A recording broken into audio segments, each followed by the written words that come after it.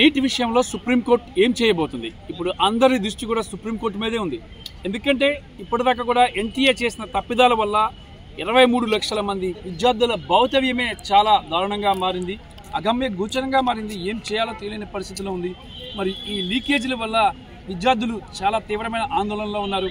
ఎటువంటి పరిస్థితుల్లో కూడా రీకండక్ట్ చేయాలి ఎగ్జామ్ అని చెప్పేసి విద్యార్థులు డిమాండ్ చేస్తున్నారు.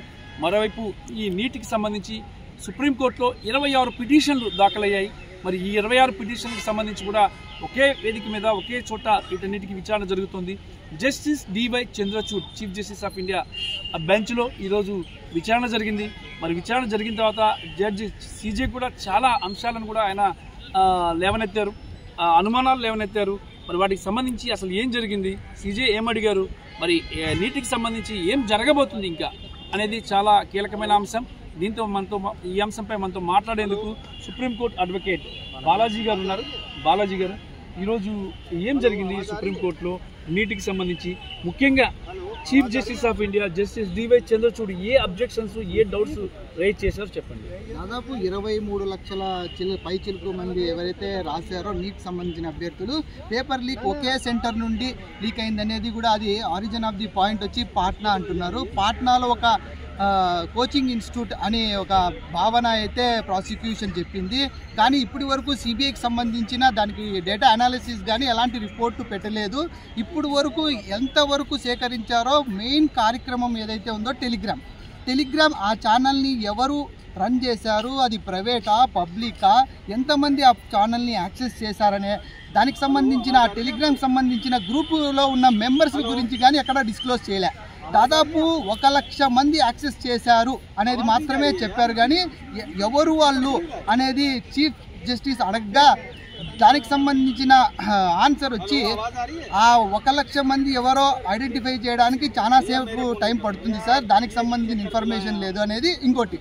ఒక పక్క రాసిన వాళ్ళు ఎవరైతే ఉన్నారో లాస్ట్ టైం 22లో 23లో 24లో రాసిన ఎవరైతే క్యాండిడేట్ ఆస్పిరెంట్స్ ఉన్నారో వాళ్ళకి సంబంధించిన డేటాని కూడా తీసుకున్నారు. అంటే ఒక్కసారి ఆల్ ఇండియా ఫస్ట్ ర్యాంక్ వచ్చిన వాళ్ళు, నెక్స్ట్ ఇంకా థర్డ్, ఫోర్త్, సెకండ్ వచ్చిన వాళ్ళు, అంటే వీళ్ళు ప్రతిసారి ర్యాంక్ తెచ్చుకుంటున్నారు కానీ సీట్ని సెక్యూర్ చేసుకోవడం లేదు.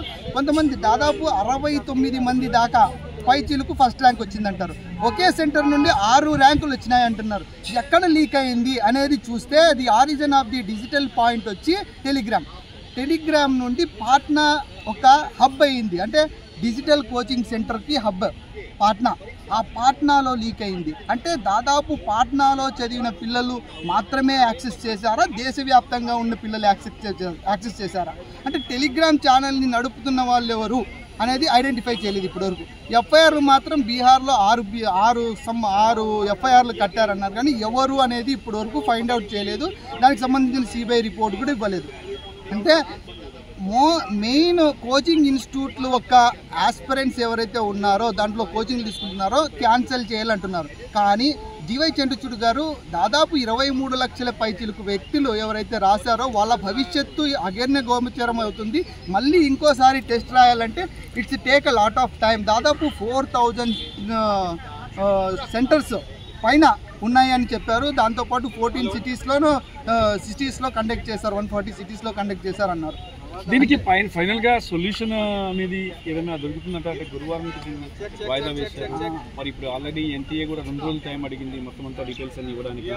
మరి ఈ నేపథ్యంలో అట్లీస్ట్ గురువారమైనా సాల్వ్ అయితే ఎక్కువ మంది స్టూడెంట్స్ చూసుకున్నట్టుగా అయితే రీకండక్ట్ అనేది 1 స్టాప్ సొల్యూషన్ అని చెప్పేసి అంటున్నారు. దాదాపు మీరు చెప్పినట్ల రీకండక్ట్ చేయడం కంటే ముందే ఏం చేయాలంటే ఈ ఫ్లాగ్ ఆఫ్ అంటారు. అంటే ఒక 6 క్రైటీరియాస్ని తీసుకున్నాడు.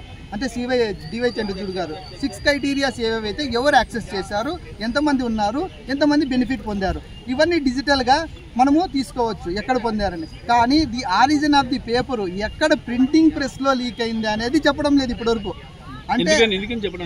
అంటే ఇప్పుడు వాళ్ళ దగ్గర డేటా అనాలిసిస్ లేదు.